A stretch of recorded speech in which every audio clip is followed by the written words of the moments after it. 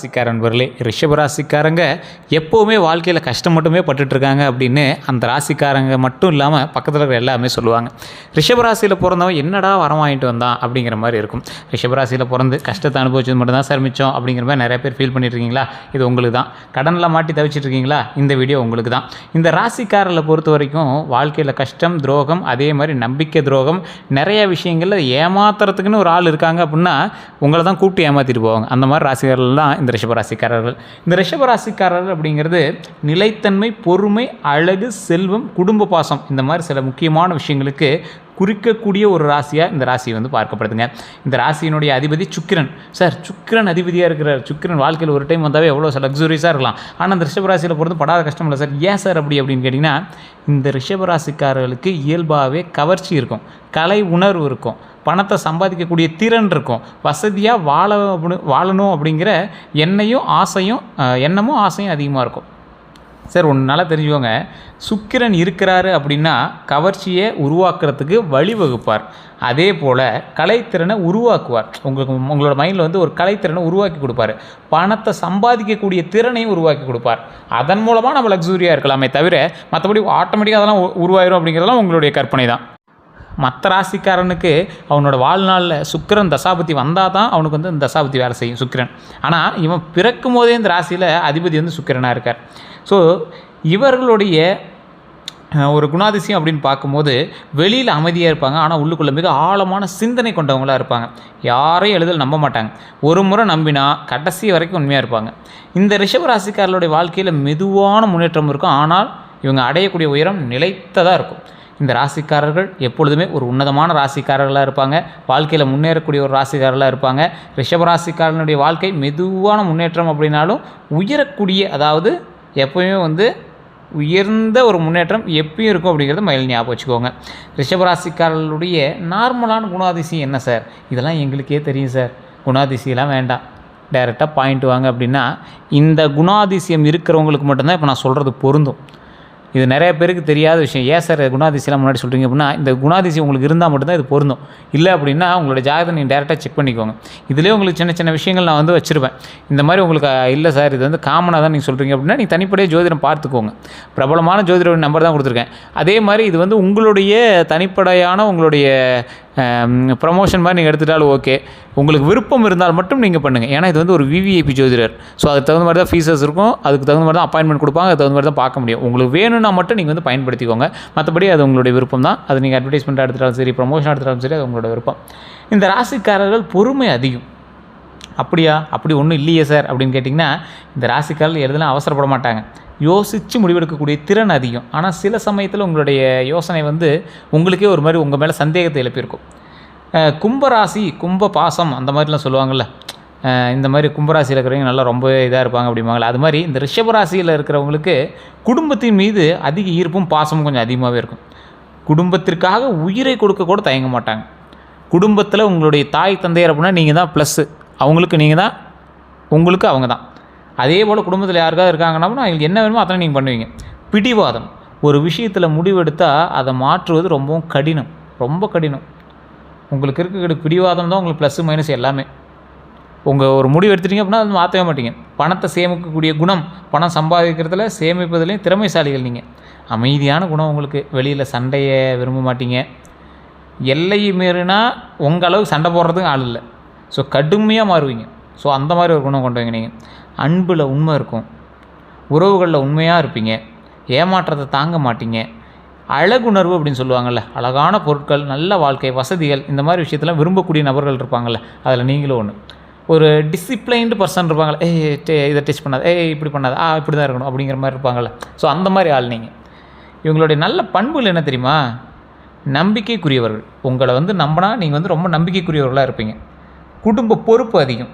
குடும்பத்தில் பொறுப்பு உங்களுக்கு ரொம்ப அதிகம். நண்பர்களை கைவிட மாட்டாங்க. நேர்மையான உழைப்பு, நிலையான முன்னேறும் திறன், ஆன்மீக நம்பிக்கை உங்களுக்கு அதிகம். பணத்தை உருவாக்கக்கூடிய திறன் அதிகம்.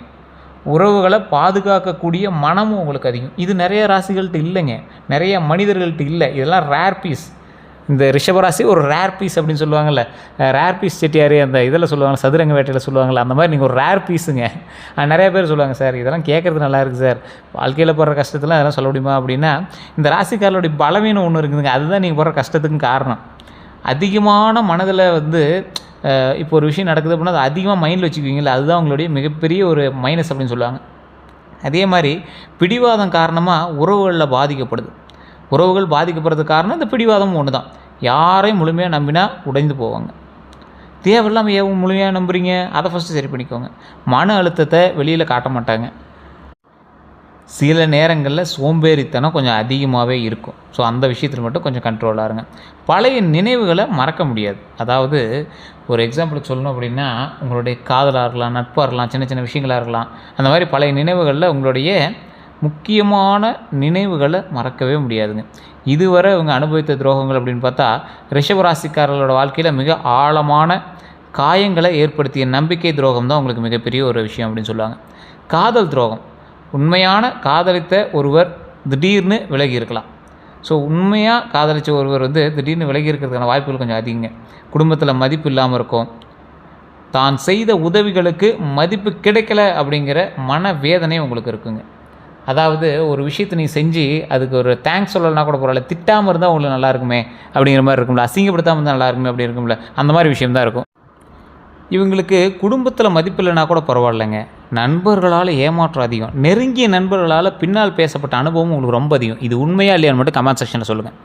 பண விஷயத்தில் துரோகம், கடன் கொடுத்து பணம் திரும்ப வராமல் போயிருக்கலாம், தொழிலில் துரோகம் ஏற்பட்டிருக்கும், கூட்டாளிகள் அல்லது நம்பியவர்களால் இழப்பு ஏற்பட்டிருக்கலாம்.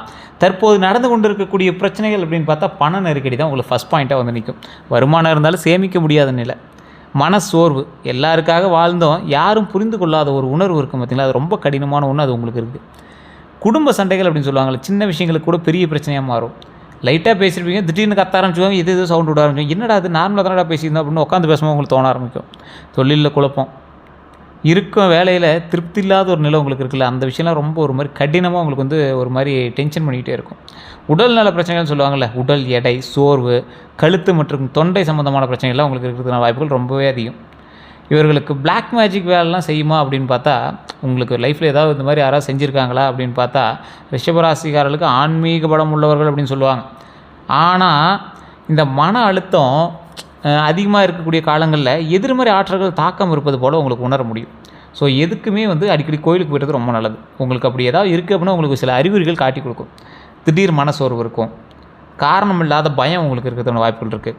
வீட்டில் அடிக்கடி உங்களுக்கு ஏதாவது சண்டை இல்லை தூக்கம் இல்லாமல் இருக்கிறது, வேலை தடை, காரணம் இல்லாமல் எக்ஸாம் அந்த இடத்துல வேலை தடை நடக்கும், ஏதோ ஒரு இன்சூரன்ஸ் இருந்திருக்கும்ல, அதே போல் வேலை தடை இருந்தாலும் பணம் கையில் தங்காத நிலையெல்லாம் உங்களுக்கு இருந்திருக்கும். இவை அனைத்துமே கண்டிப்பாக பிளாக் மேஜிக்கோட அர்த்தம் இல்லை அப்படிங்கிறத மைண்ட் ஞாபகம் வச்சுக்கோங்க.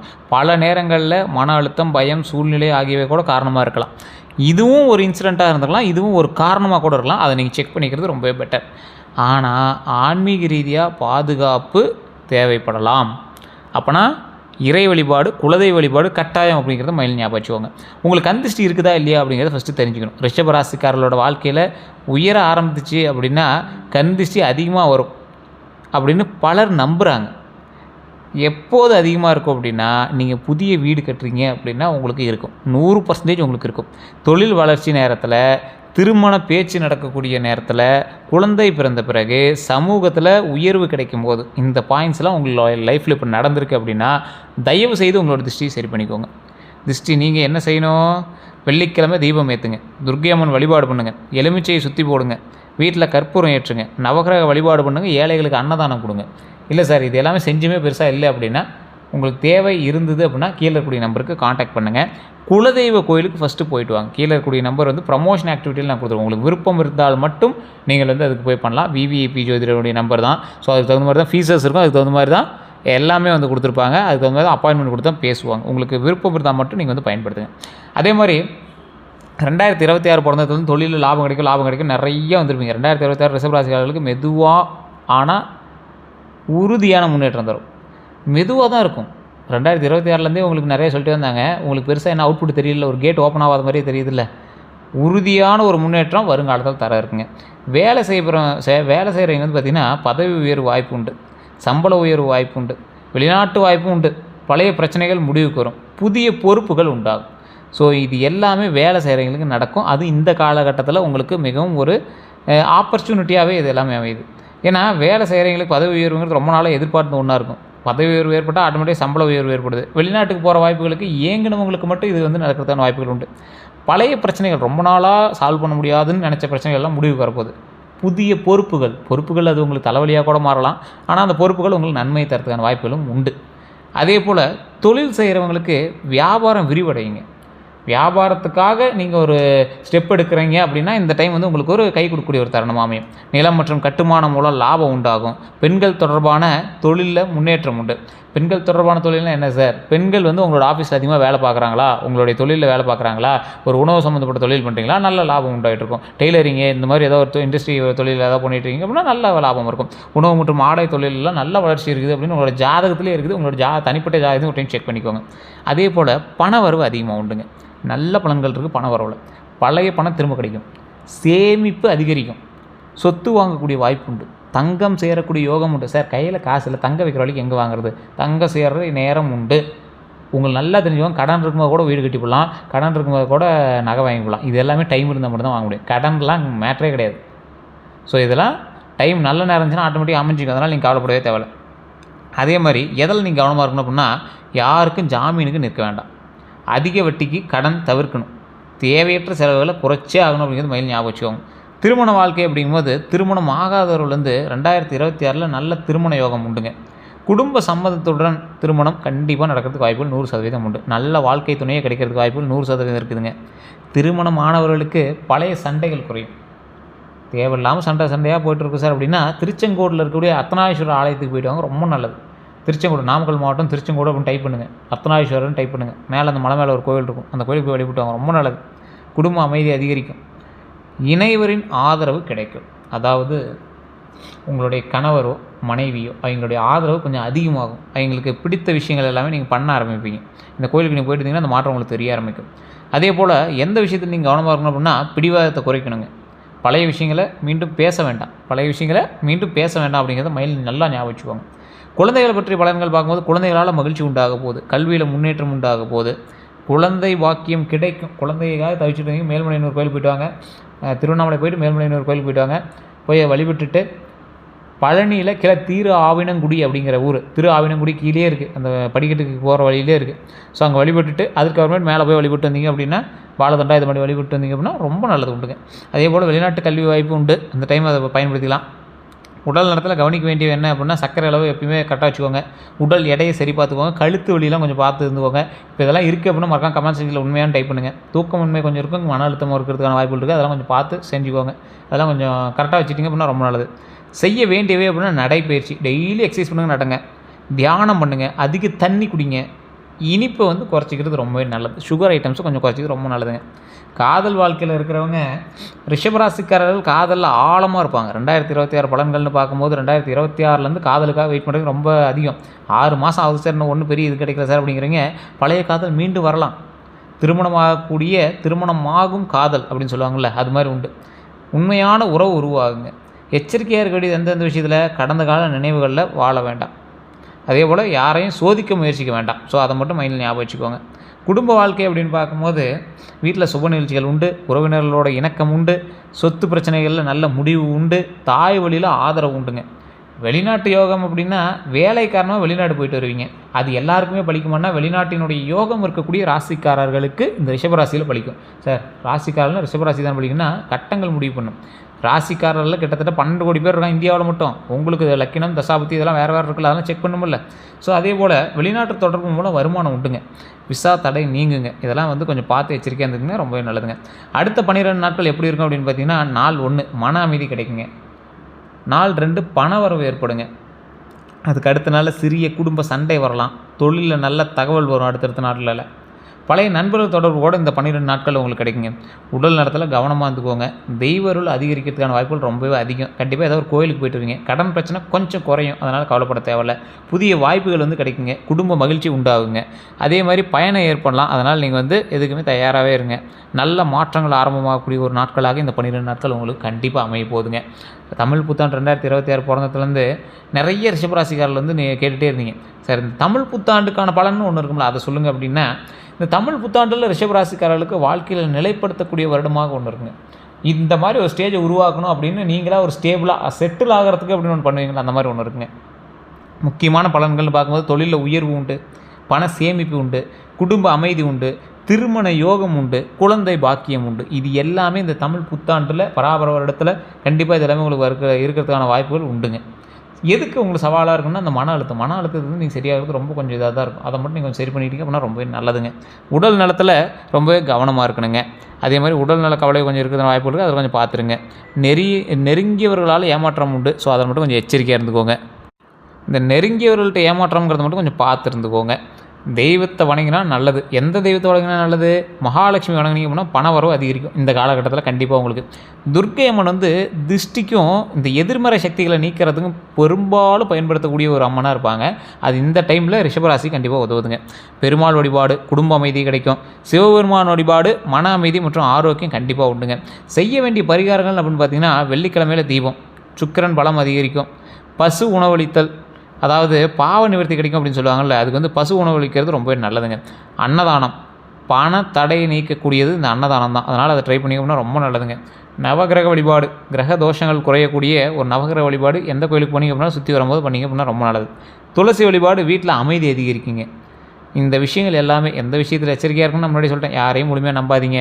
பண விஷயத்தில் கவனமாக இருங்க. உடல் நலத்தை அலட்சியம் செய்ய வேண்டாம். குடும்ப உறவுகளை காப்பாற்றுங்க. தொழிலில் கூட்டாளிகளை கவனமாக தேர்வு செய்யுங்க. ரிஷபராசிக்காரர்களுக்கு இதுதான் நான் சொல்லணும் அப்படின்னு நினைக்கிறது.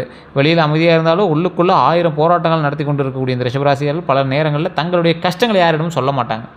இவங்க வாழ்க்கையில் மெதுவான முன்னேற்றங்கள் உண்டுங்க.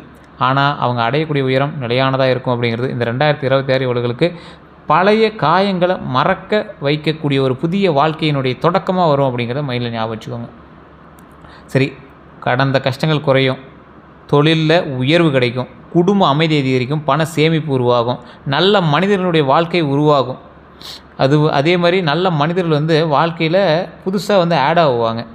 மன அமைதி கிடைக்கக்கூடிய ஒரு காலம், தெய்வ அருள் அதிகரிக்கக்கூடிய ஒரு காலகட்டம். ரிஷப ராசிக்காரர்களுக்கு நினைவில் வச்சுக்காங்க. வேண்டிய ஒரு விஷயம் என்ன அப்படின்னா, உங்களுக்கு இந்த டைம் வந்து இந்த விஷயந்தான் வேண்டியதாக ஒன்று இருக்கும். உங்களை மெதுவாக செல்கிறார்கள் என்று பலர் நினைக்கலாம், ஆனால் நீங்கள் விழாமல் முன்னேறுகிறீர்கள் அப்படிங்கிறத மைண்டில் ஞாபகம் வச்சுக்கோங்க. சார் என்ன சார் செந்தமிழில் சொல்கிறீங்க சார், நீங்கள் போகிறது ரொம்ப ஸ்லோவாக போயிட்டுருக்கீங்கன்னு நினைக்கலாம். ஆனால் நீங்கள் வந்து ஒரு ஸ்டேபிளான நல்லா காங்க்ரீட்டை பேஸ்மெண்ட்டோடு போட்டு இது பண்ணிட்டு இருக்கிறீங்க. அதனால் கவலைப்பட தேவையில்ல. 2026 உங்கள் வாழ்க்கை நிலையான வெற்றியை உருவாக்கக்கூடிய வருடமாக இருக்கும் அப்படிங்கிற மைண்டில் ஞாபகம் வச்சுக்கோங்க. சரி, ஒரு 6 மாதம் தானே இருக்குது, அதுக்குள்ளே எப்படி சார் 2026 நீங்கள் பேஸ்மெண்ட் போடுறீங்க, 2027 அப்படியே படிப்படியாக நம்ம முன்னேறி வந்துட்டு இருக்கிறோம். அதுதான் மெயினுங்க. ஸோ அதனால் கவலைப்படாமல் இருங்க. ஸோ இனி வரக்கூடிய காலகட்டங்களில் நீங்கள் எப்போவுமே வந்து நம்ம சேனலை ஃபாலோ பண்ணிக்கோங்க. சேனலை ஃபாலோ பண்ணுறதுக்கு முன்னாடி ஃபேஸ்புக்கில் பார்த்துட்டிங்கன்னா ஃபாலோ, யூடியூப்பில் பார்த்துட்டிங்கன்னா சப்ஸ்கிரைப் பண்ணிட்டு அதில் பெல் பட்டன் ப்ரெஸ் பண்ணி அதை ஆளும் கிளிக் பண்ணிக்கோங்க. கமெண்ட் செக்ஷனில் உங்களுக்கு இப்போ நான் சொன்னதெல்லாம் உண்மையாக நடந்திருக்கா இல்லையா, இது எல்லாமே கரெக்டாக பொருந்தா இல்லையான்னு 100% கரெக்டாக இருக்கா இல்லையான்னு நீங்கள் வந்து பதிவிடுங்க. எல்லோருக்கும் நன்றி நண்பர்களே. வேறு ஏதாவது கருத்துக்கள் இருந்தால் கீழே வந்து நீங்கள் ஃபோன் பண்ணி பேசி தெரிஞ்சிக்கலாம். பிரபலமான ஜோதிட நம்பர் அட்வர்டைஸ்மெண்ட்காக தான் கொடுத்துருவோம், வேணும் அப்படின்னு பயன்படுத்திக்கலாம். நன்றி நண்பர்களே.